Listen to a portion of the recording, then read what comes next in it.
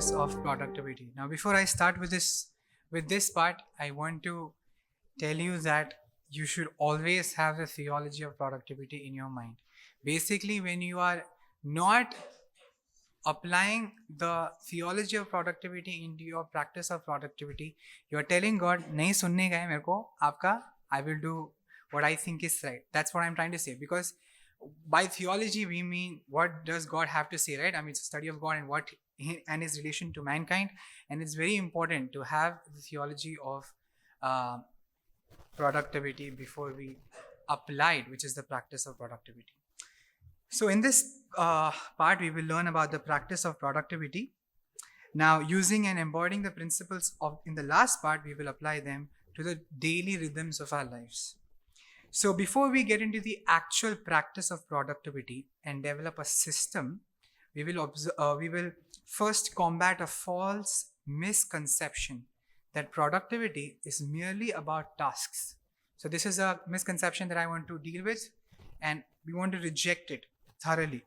Because some people think that, I mean, in the world, when you think from a worldly perspective, 9 to 4 is where productivity is applied in their job, right? 9 to 4. Or for people who are doing something else and studying, for them it would be 8 to 4 o'clock. That is where they apply productivity. And that is not how the Bible teaches us to apply productivity.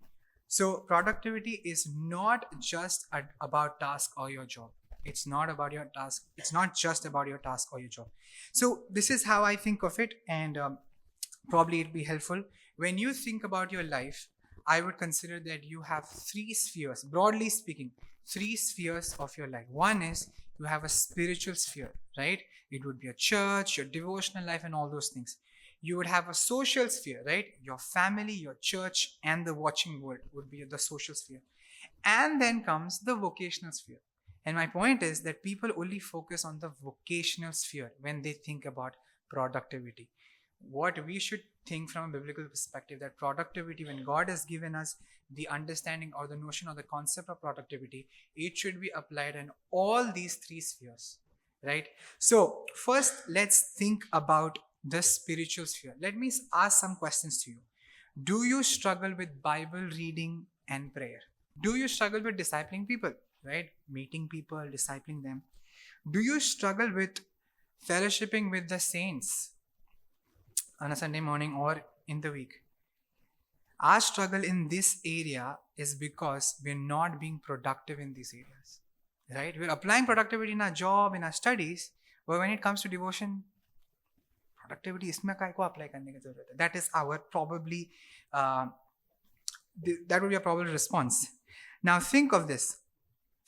Do we strategize? So thinking about your spiritual life, thinking about your devotions, if you are struggling with it, if you're struggling with discipling people, reading a Bible on time, praying, you should ask the question, do you strategize, plan, choose a place, choose a resource, etc. when you think about your devotional life, right? When you think about your work life, short pant ek din pehle ekdam chaka-chak karke rakhte hai, everything is ready, right? Your bag is ready, you are shouting at your wife to get your tiffin ready, everything is like organized well, right? Because काम पे जाने के clear mind चाहिए, focus चाहिए, right? Do you apply the same idea to your devotions? Do you think about it? Do you strategize for it? Do you plan for it? Our day, and this is what I want to say, and this is probably how it will help your question.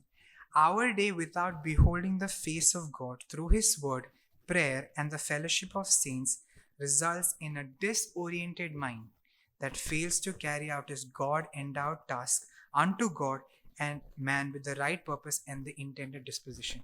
So when you don't start your day with God, and when you engage in productive tasks, what might happen is that you are not oriented in the right way, right? Because you've not read the text, you've not prayed, you don't have information in your head which will help you in the work sphere, right? So you go to your job, you go to your seminary, wherever you are, and you are given a task. There's no information in your mind. There's no God food in your mind, basically, and you're like just blank. And that is where Satan puts seeds of pride, of like do something great so that you can have a name for yourself, right? So the devotional sphere is very important when we think about the other spheres, right? It gives you a lens through which you should work. It gives you a lens through which you think about your disposition. How should I go to office and work? And the biblical answer is, do it unto the Lord and for the joy of others. But if you have not read the text, now I'm not telling ki ek din nahi padha to it will happen, but I'm talking about if you don't intentionally strategize, plan, and all these things, it will have an effect on all the other spheres of your lives, right? So devotional time is extremely important. So when you think about productivity, you should also think about your spiritual life. How are you stewarding your time, your talent, your resources so that you can have a good devotional time where your mind is saturated with the word of God, where your heart is renewed, right? It is revived by the word of God, and you have the right perspective to live that day, right perspective to live that month or whatever it is, right? So your devotional, your spiritual sphere is extremely important when you think about productivity, right? So here's where the part one comes, right? Your theology of productivity is extremely important for your practice of productivity, right? So the second sphere, let's think about the social sphere. Now I have divided it into family, church, and world. So let's ask some questions about the family life. If you are the head of the family, probably most of you guys are not married, including me. If you are the head of the family, for example, here are a few questions for you. Do you struggle with finding time for your family? Do you struggle with finding time for your family? Do you struggle with spending time with your kids and discipling them? Are you struggling with your marriage, sustaining your covenant, right? You made your vows salo pehle. Are you maintaining it? Are you fulfilling it? A neglect of this sphere caused by overworking or procrastination in your work sphere has a domino effect on your family life, right? So think about this. You're not good at work. You're constantly procrastinating or you're overworking, and therefore you don't have the time to come back home on time and spend time with your kids to disciple them, to spend time with your wife, to take her out, to actually strengthen your marriage, right? You're not thinking about it. This is where productivity comes. Your productivity is not only applied to your work, but it also applied to your family life. Am I using my time? Am I stewarding my time, my resources, my energy also for a stewardship that God has given me, namely family, right? So it's very important that you use the rubric of productivity in your family life as well. Think about church. So if you're a church member, do you struggle with attending the church? Are you actively participating in the life of the church? A neglect of this sphere caused by misplaced priorities is neglecting God's work in this age. Think about this. God, what is God doing in this age? He's fulfilling the Great Commission through us. And what are we saying? Apne ko time hi nahi hai because we are working on Sundays. We cannot come to church because we are doing something else on Sunday. Or we are so tired, we cannot even actively participate in the local church. We're not using our gifts because we have to go back home, turn on our laptop and start working again. There's no active participation in the church. There's no, as I mentioned, the broader vision, the Great Commission. Hum kuch kar rahe nahi, right? The church, when you think about your church life also, productivity is important, right? You tune your life in a way that you have enough time to participate in what God is doing. Think about it. Standing before God and God is saying, "तूने बहुत कुछ कर लिया." But what I was trying to fulfill, because you are part, as we said in the introduction, we are part of God's plan. God is not part of our plan, right? God is not, acha, you want to be famous? Famous. No, that's not what God is doing. God has given us all these things, right, for productivity so that we can actually contribute to the Great Commission, to what God is doing in this age. And when we miss it, we're missing big time, right? So your life is not about you, it's about God and His mission accomplished through your lives. And if God is fulfilling His plan through the church, and if you have no contribution to it because of your misplaced priority, then you are missing the point of your existence as well, right? Your Creator glorified God by accomplishing the plan of God in this age, right? So yes, when you're thinking about church, use the lens of productivity, right? What about your vocation? right? Now, this is where everybody uses productivity. If you are a student or if you're going to work, this is the general sphere where you apply productivity. Now, a few questions for people who study and work. Do you do your job well? That's a good question to ask in our age, right? Do you do your job well? Some people only work for salary. Some people just kaisa to baithte office mein to finish your task and just scoot out, right? The question is, do you do your job well? Do you respect and steward the time, money, and resources of your company, boss, teacher for its intended goal? So, if you're going to an office, right, you're not paying the light bill. You're not paying for the bench that you have received. You're not paying for the laptop. Everything is paid by your boss. He has a goal for the company and you're working towards it. And the question is, do you respect and steward it or do you misuse it? And this also applies to all of us who are working here at the office in this seminary, right? So I am not very sure when I heard this probably last year, I was very convinced and convicted by this truth when Pastor Nathan, I guess, he preached or probably he told us that when we are here, we are actually under a boss, right? Probably the church is a boss here. We are seminary church interns, right? They are paying for us, they are helping us out, they are stewarding their time, resources, and all these things. And the question is, do we respect it? And do we steward it well? Or are we taking advantage of them? So when you're thinking about your work, you should think about this. Am I taking advantage of my boss? Am I watching Hotstar? I mean, you can watch during lunchtime, okay? It's allowed here at least. But are you watching Hotstar, Netflix, Aadha rakha hai? No, don't do that, right? So you should respect the time and the resources that your boss has given you. Third question, do you have a testimony of integrity and honesty in your work sphere? Do you consider your work as unto the Lord and not just your boss? Right? When you're working, you're doing your task, do you think, ये जो सेवा में कर रहा हूँ, ये मैं प्रभु के लिए कर रहा हूँ ultimately and then for my boss? A neglect in this sphere, in your vocation, caused by laziness, lack of integrity and subpar work, belittle God's name and shows no gospel transformation in your life. What is the difference between you and the person sitting next to you if both of you are lazy? How do you plan to present the gospel transformation in the life of the people who, I mean, in the context that you are placed in? तुम भी lazy हो, मैं भी lazy हो, तुम भी boss को गाली देते हो, मैं भी बॉस को गाली देता हूँ. Can in the work context, can your friends and colleagues say, यार देखना मैच है इंडिया ऑस्ट्रेलिया का है, we are losing the match. You should probably say, this is his time, his money, right? His stewardship, his company. He has given me a task. I should complete it. That will spark a question. अरे इतना क्यों संत बन रहे, इतना क्यों साधु बन रहे? And then you can start sharing the gospel, right? Your integrity and your discipline and your excellence in your work matters a lot for the testimony of the gospel, right? So in summary, we are called to be productive in all the spheres of our lives, not just our jobs, not just our vocation. So now we can get probably for why you have come here. How can I be productive? How can I be productive? What is the system that I can use to be productive?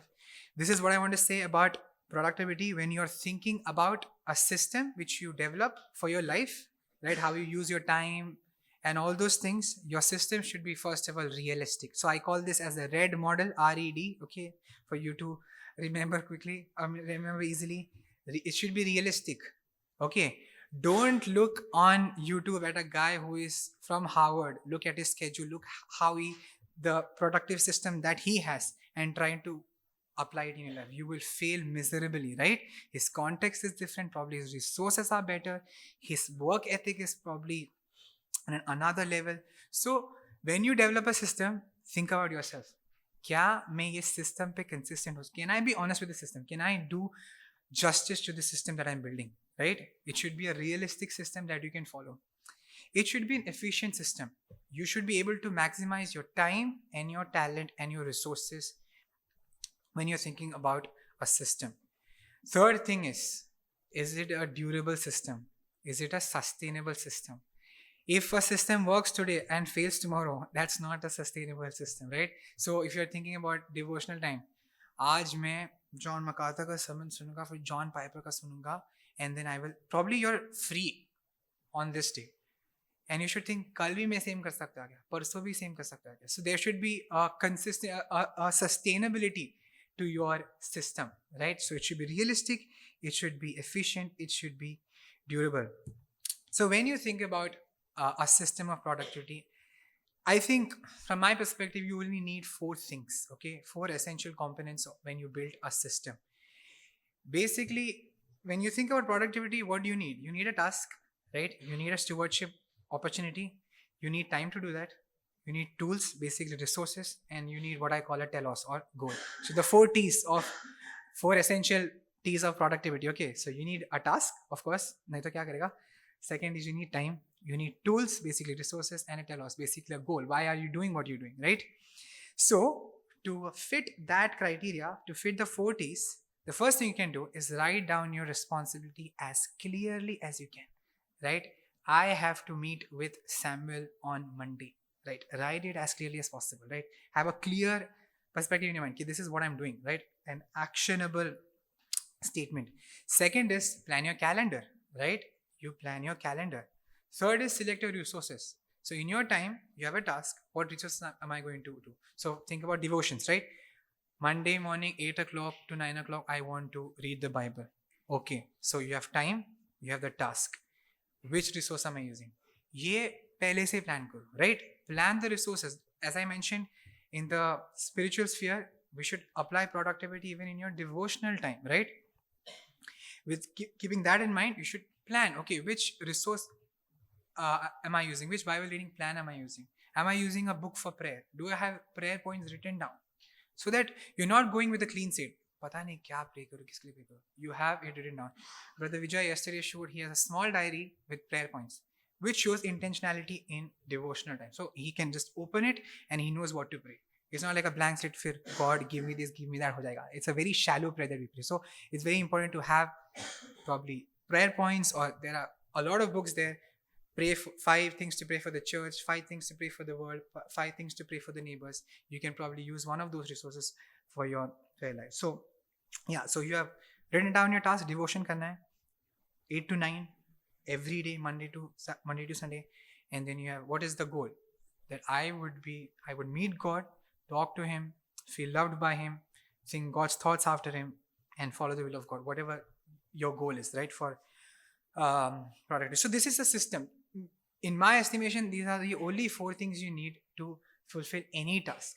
Write it down, plan your calendar, put it on your calendar, select your resources, which resources are you going to use, and then understand the goal. What is the goal, right? Now, I have some systems that I'm going to propose. You don't have to follow it, but probably these are. So if you can turn to your last page, the last page of your handout. So this is what I would call as the fine-tuned system. So I have tried this, but I have not been successful in using it. So I have made my own version of this. Okay, so it's called a fine-tuned system because what people do when they employ this system is they spend a considerable amount of time on Saturday or Sunday. And you know what they do? This is what I call a time blocking chart, right? Monday, Sunday, I've written down, right? What they do is they write down everything that they will do throughout the week. Okay, 5:30 to 7. So if you look at the chart, you will see 5:30 to 7. I will wake up, morning rituals, and I will exercise or go to gym, whatever. 7 to 8, I will do my devotions. Then I have my breakfast. So it is very clear. That person, when he wakes up, he knows कि आज का agenda set है. And he has set the agenda for the entire week. So he spends Saturday or Sunday making this time blocking sheet, and he has everything on his calendar. Probably it might be weekly, or he can do a yearly plan also. So I mentioned the yearly plan, probably January. I mean, we have a youth camp, so write it down. I have to attend that youth camp. So you're clear कि 24, 25 कोई भी मेरे पास मत आओ कोई और trips के लिए. I'm going for the youth camp. So it's very clearly written. It's a very good system. It's a very robust system. Now think about this. People who employ this system, what they do is they also write down which tools they are using. So I will give you an example of this. So there's something called as Notion. If you have heard of the app called Notion, so it has this option where you can make your time blocking sheet, and there is something called as notes, where you can write down, this is the resource I'm going to use, and this is how I'm going to use it. Right? This is the resource I'm going to use, and this is how I'm going to use it. For example, this is what I do. If you look at the chart, devotions. For my devotions, I'm following a resource by D.A. Carson called the For the Love of God. So I read my Bible reading plan, the first 4 chapters, and then I read his devotional um, excerpt that he has given. Right? So I have a resource. So Monday morning when I'm waking up, when I'm approaching the devotion time, I know what I'm going to use. Right? January 18, I know what I should be reading today. Right? And I'm also using what we call as the Valley of Vision. It's available on internet. You can go. It's a prayer book. It's a very, very, very, very good book on a lot of prayers, and you can just pray with it. So that's a helpful resource. So not only am I writing down the tasks, I have also scheduled the time, and I'm also writing down the means, the resource. What am I going to use, and how am I going to use it, right? When I used to go to the gym, now I have stopped. I used to plan what I'm going to wear tomorrow. The gym clothes. This is my gym shirt. I worn it today. So everything is packed so that tomorrow I can leave for gym, right? So you can now marriage is not applicable to me, but when you think about marriage, it's a stewardship, right? And when you think about it, you should also think, okay, Monday evening 7 to 8, spend time with wife. Okay, itna se mat loko. What are you going there? What is the means that you're using? Probably I'm going to take her out for dinner. I'm going to take her out for a movie. Be specific. Just write it down so that you have a clear mind. Do the booking so that kuch hasty decisions nahi lena pade. And if you do something very bad, she would be disappointed, right? So plan for her. That's how you would be productive in your marriage. Now, study. When you're thinking about studies, you need books, you probably need a timer, you need a laptop. See, these are the resources that you would use when you study. There are some people who, so for example, this is something I tried to do. I was supposed to write a 30 pages paper for my systematic theology class.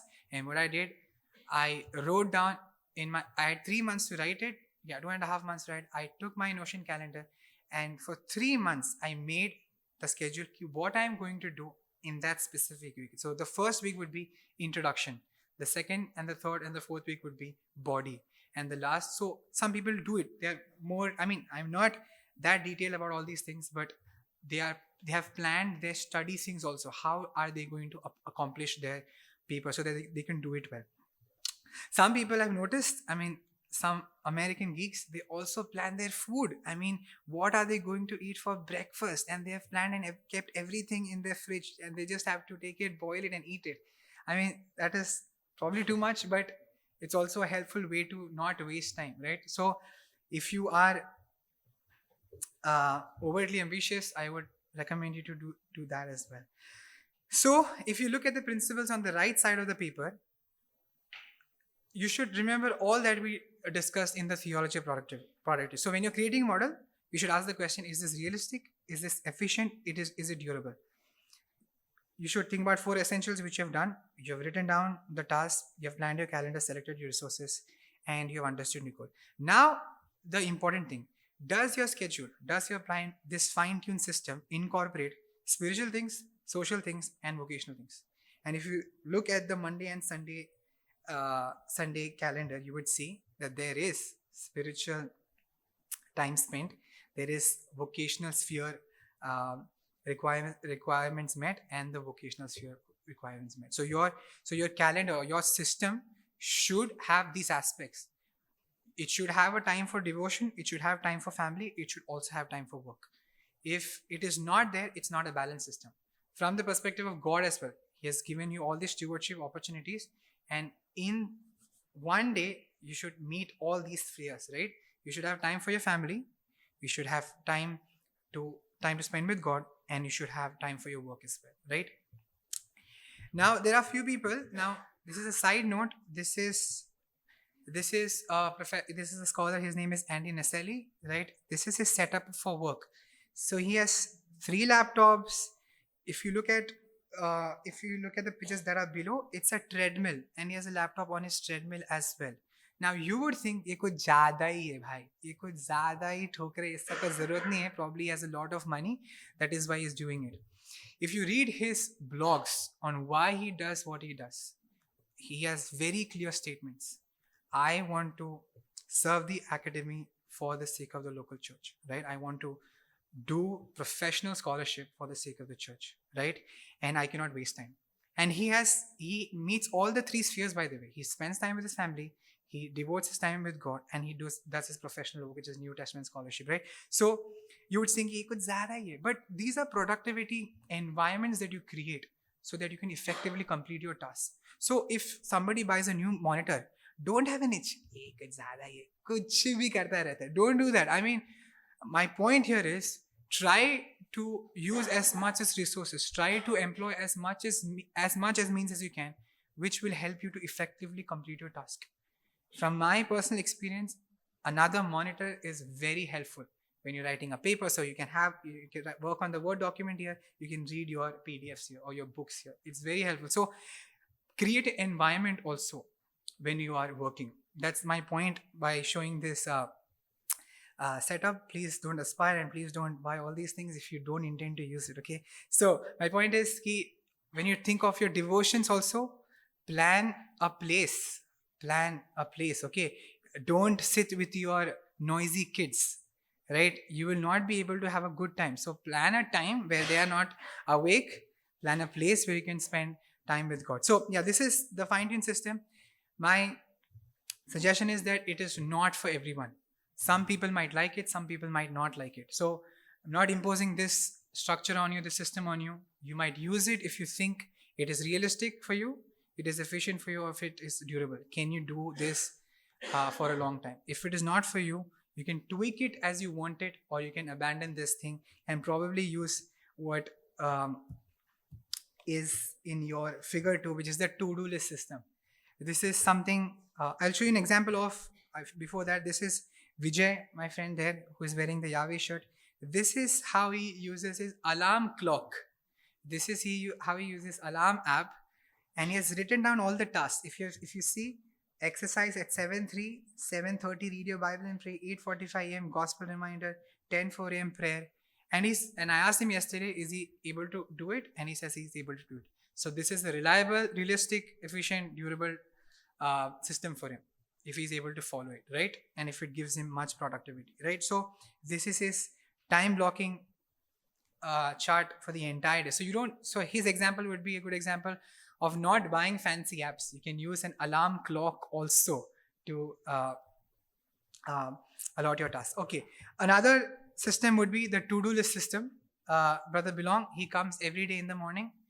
He sits here, he has a calendar, he has a small notebook which he opens, and he writes down the task that he has to finish that day, right? And you might think, yaar, ye itna fine tune nahi jisna wo dusra system hai, it has everything written down it. And if you ask him, or if you ask people who have this to-do list system, for them it is a very intuitive thing, or they are thinking about it. Even if they have not written about it, they are thinking about it. They want to glorify God. They have a resource, they have a means that they're using. Probably they have not written it down, but they have that in their mind. They have that in their back of their mind. So when they are writing down their task, the means, the time, the calendar, everything is on their mind. So this is the to-do list system. It's a very simple system. A piece of paper, pencil, write down what you are planning to achieve that day, right? And work towards it.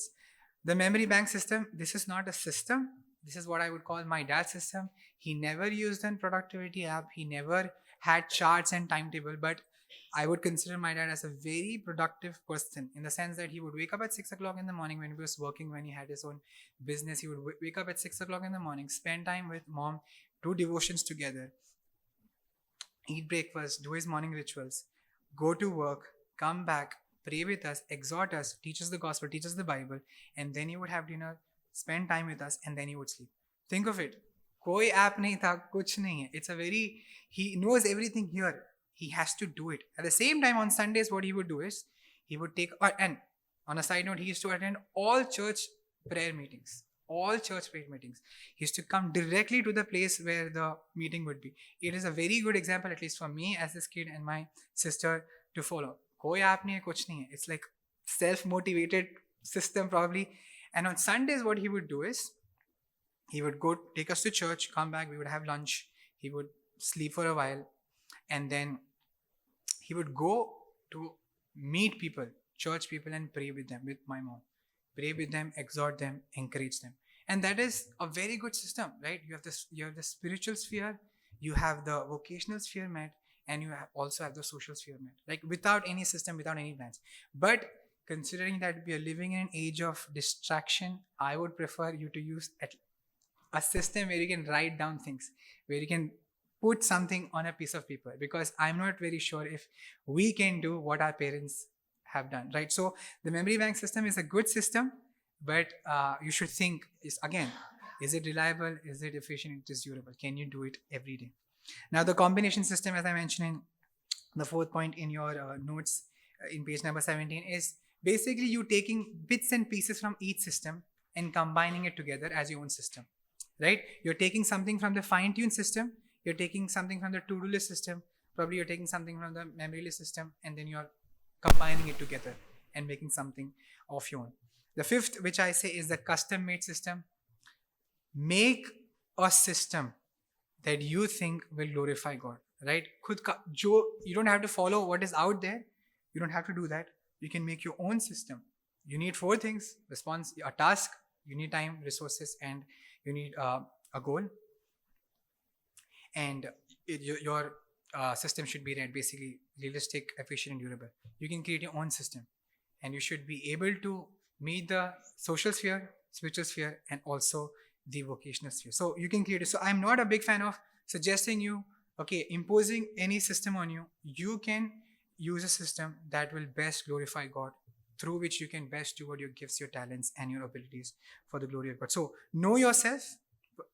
Know yourself. Every person here is wired very differently. Know yourself, know your stewardship, know your goals, and then develop a system that will glorify God in doing good to others. Now, the next question that we should ask is, we have a system now, we are working, we are being productive in our lives. The question you should ask is, how do we preserve our productivity? Put in other words, what is that keeps your productivity going, right? And the Bible's answer is rest, right? Life is not just about working or doing something, right? It's also about taking the time and resting. So in a world filled with night owls, burnt out and overworked employees, and students who pull all-nighters, rest is often a neglected necessity. Yet the Bible reminds us of our fragility, describing life as a vapor. We are finite creatures. The thing that preserves our productivity, according to the Bible, is rest. So we can think about our lives, and that it should be balanced by work and rest. So rest provides the renewal that we need to continue and sustain the work, right? Rest provides you with the strength. It's like a reset button for the next day. You need to sleep enough, you need to rest enough so that you can work efficiently tomorrow. So what is rest? So rest is the renewal of your body and mind. Now, physical rest, it encompasses adequate and healthy sleep, though it is not limited to it. So when you think about physical rest, it's not just sleeping. When we are talking about physical rest, it is also about exercising, right? So you might say, "Arey, wo bhi to kaam hai, wo bhi to task hai." How are you saying? It's like a paradox now, right? You're saying sleep, rest, and also go to gym or like exercise. But exercise, what does exercise do? It revives our strength and ensures that we are physically fit to carry out our tasks. A fit body will glorify God much better than a body that is like, "Kar hi nahi sakte main yaar." It will be like shabby work, sloppy work, unintentional work, lazy work, right? You need a fit body. So rest is not just sleeping. It is also taking care of your body. It's also exercising. I'm also going to talk about mental rest here. Mental rest encompasses retrospection, right? It would come in your question. Decluttering our minds and embalming our bruised hearts. So what I'm trying to say is, you live in a fallen world, right? You live in a fallen world and you have so many things going on in here. In your work sphere, you are bombarded with a lot of thoughts, a lot of negativity in your head. And probably people hurt you. I mean, in your work sphere, your wife might hurt you. A lot of things might happen, right? Mental rest would be taking time and having a retrospective time, right? Where you think, okay, spending time with God, thinking, okay, I need to declutter my mind. There's a lot of things in my mind that is garbage. Think about Philippians chapter 4. Think about things that are excellent, profitable, right? You have to think good things. Think after God's thoughts. So you should declutter your mind, mental rest, right? Ease yourself. And you should basically bandage your bruised hearts, right? Your heart is hurt by other people in your spheres of life. And your goal should be, when you're talking about mental rest, to pray to God, to share with people, this is what happened. I'm hurt, right? And when you're sharing it, when you're praying to God, God will bandage your heart, right? So our mental health is very crucial for our productivity, especially for our disposition and attitudes towards our tasks. Think of this. If you're working in a company and people have backstabbed you, right? And your heart is hurt. The next time you go to work, probably you're not working with the right disposition, not with the right attitude. You have a jealousy. Yeah, isko to main promotion leke dikhaunga. Right? That is why we need a mental rest. We need a time where we would think about God. Yes, hurt me. Let me not do the same to him. Right? Let me forgive him, and please help me forgive him. Right? That is a time where you spend and say, God, bandage my bruised hearts. It is hurt. I have jealousy against him, or I'm really angry at him. Mental rest would be decluttering your mind, easing your heart, right? Mental rest also includes something that will relax our minds, revive our hearts, and foster peace in our lives. And I would suggest entertainment is not bad. Good entertainment is good, right? You need something that will ease your minds. Play with someone, right? Play video game or whatever you like. I mean, don't get addicted to it. Go and play cricket. Go to the gym. Find a way where you can relax your mind, revive your heart, and foster peace in your life, right? Play badminton, play football, play whatever you can. You need a mind that is relaxed, which is not thinking about work, which is not thinking about a lot of things, which is relaxed. So mental rest would also come in that. Now, rest is not only the renewal of our body and mind. Rest is also the relishing or the enjoyment of the work of our labor, right? So the Bible calls us to enjoy the labor of our work, right? If you read Ecclesiastes, what does it say? Eat, drink, and be merry, right? It's not a bad thing to go out to a hotel and eat. Basically, your salary has come, you're taking your family to a hotel and eating, drinking, you think of whatever you want to think, and being merry, right? So it is important. Rest is not only, rest of your mental space and your physical space, it is also enjoying the labor of your work, sharing it with other people. So it is a time to thank God for his grace, because he has given you the grace and the strength to be productive. It is time to worship God by enjoying the benefits of your labor. So just what I said, eat, drink, and be merry. It is time to share the benefits of your labor of love with family, friends, church, and the world. So if you get a promotion, if you get an increment, whatever it is, invite people home and enjoy with them. That would also be considered as rest, right? Where you enjoy the labor of your work. It is a very important thing. So when you think about the application of productivity, make sure that it is applied in all the spheres of life, right? Your spiritual, your social, and your vocational. And when you develop a system for your life, make something suitable for your life and context, right? A realistic, efficient, and durable plan. Furthermore, rest is important. It is what preserves your productivity. Therefore, it is important not to neglect it. So we have looked at the origin of productivity. We'll also look at the end of productivity, which would be the prize, the goal of productivity. If you remember, I distinguished between purpose and goal, right? I mentioned that from Paul's letters, we can argue that goal is the commendation from God or reward from God. So the Old Testament saints, if you read the Old Testament saints, they were commended and they also anticipated rewards from God. So this is what the book of Hebrews says in 11 verse 4. By faith, Abel offered to God a more acceptable sacrifice than Cain, through which he was commended as righteous. God commended him by accepting his gift. So you have this idea of reward, commendation in the Old Testament, right? You do a good task and you're commended for it, right? So it's there in the Old Testament. You look at Moses, this is what Hebrews 11 verse 26 says. Moses considered the reproach of Christ greater wealth than the treasures of Egypt, before he was looking to the reward, right? There is still in the Old Testament the idea of Moses looking forward to a reward, and he would count everything as a reproach for Christ so that he can gain the reward. Now, when you come to the New Testament saints are presented rewards as a proper motivation for productivity, right? When you look at the New Testament, you see that the epistles use rewards as an incentive, as a motivation for productivity. So this is what Galatians chapter 6 verse 9 says, and let us not grow weary of doing good, for in due season we will reap if we don't give up, right? Do your work well now. In due season you will get a reward of it, right? You will reap the benefits if you don't give up.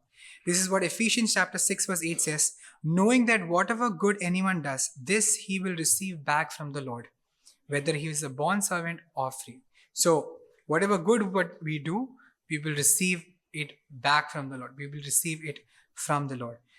So the goal of productivity from the New Testament, from the biblical perspective, is the commendation from the master. So God is a master who not only grants his children the joy of being part of his plan and assigning them stewardship, but also rewards them when they faithfully accomplish their tasks. So this is what Matthew chapter 25 verse 21 says. If you have read the book of Matthew chapter 25, this is what Matthew chapter 25 says. His master said to him, the master has come, given some tasks, right? Given talents and tasks to three people, right? And they finish it and they come back to the master. They have done their job faithfully. And this is what the master says. Well done, good and faithful servant. You have been faithful over a little. I will set you over much. Enter into the joy of your master, right? So this is a parable that Jesus used, which is also very important for our lives. What we do here is important, right? We have been given a task, a stewardship. One day the master will come back and he will say this to the faithful ones. Well done, good and faithful servant. You have been faithful over little. I will set you over much. Enter into the joy of your master. So this is the prize of productivity, right? We are looking forward to this. When we meet with God, when we stand before God, we should have this confidence that I have done the task that was given to me. Paul had that confidence, right? By the end of his life, he had this confidence that I have finished my race, right? I've kept a good fight. It's also talking about his life of faith. He's also kept the task that he was given, right? Up to the limit that he could. He fulfilled the task of proclaiming the gospel to the Gentiles. So the prize of productivity, when you stand before God, you should be hearing, well done, good and faithful servant, enter into the joy of your master. So we are given a prize for productivity, but that's not it. When you look at the same passage has this idea that our productivity will not just be responded with a pat on our back. Good job, guy. Good job. Or like, you're a faithful servant, but with a promotion, right? So this is the argument of Matthew chapter 20 verse 14 to 21. So in the parable of the talents, Jesus says something important for our outlook towards our tasks done productively. So the master comes, he gives the talents to his servants to be reproduced, right? That's what he comes, he asks his servants come, he gives them talents which should be reproduced. What does the servants do? They carry out their task, right?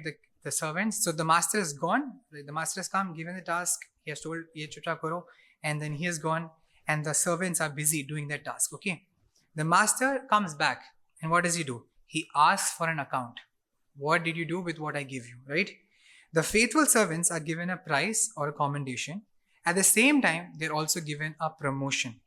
The master says in verses 21 and 23 to the faithful servants, you have been faithful over a little, I will set you over much, right? So the point is, what you do here on earth has implications for your future in heaven, right? The amount of time you spend working on a thing, the disposition that you have towards it, the goal that you have towards it, how you do it, why you do it, it is important, because one day when you stand before God, He will not only give you a prize, a commendation, but based on your work, based on your present faithfulness, you will be promoted to much more work. That's what the master says. You have been faithful over a little, I will set you over much. Right? What is the unfaithful servant? His predicament. The unfaithful servant is called a wicked and a slothful servant, and his talent is taken from him. Right? And may we strive to be on the other side of the spectrum, where God would say that, well done, good and faithful servant, enter into the joy of your master. I have something on page number 20, point C, write your well done. So this is my concluding part. Productivity is necessary. And the Bible says that you can be productive because God has given you all things to be productive. It is not an impossible task. You can write your well done today and work towards it, right? You can think about the future standing before God, and you can write it right now and work towards it, constantly reflecting on it. See your progress. Are you being faithful to it? And seek God's grace to accomplish His plan through your stewardship and opportunities for His glory and for the joy of it. So this is just a small template which you can use for yourself. You can write it down, put it on a paper, or print it and stick it to your wall or something which says, well done, good and faithful servant. Or you can just put your name, well done, Benson. You are a good and faithful servant. You have been faithful to walk with me daily, reading my word and seeking me in prayer. You have been faithful with your family. Now I don't have a wife, so loving your wife as I love my church, raising your children up in wisdom and my instruction. You have been faithful to your calling of helping my brothers and sisters become more faithful stewards for my Father's glory. You have been faithful with your health, stewarding your body as the temple of the Holy Spirit, eating healthy and exercising regularly. You have been faithful with your finances, not being foolish and not holding my money as if it were your own, but using it to care for your family, give it to my church, and provide for the needs of the others. And you've been faithful in your recreation, respecting your need for rest as finite creature and making time to enjoy my creation, eating and drinking to my glory. Because you have been faithful in these little things, I will set you over much. Enter into the joy of the Master. May we write our well done today and work towards it. And may we ask God to give us the grace to hear this one day, because we are moving towards it.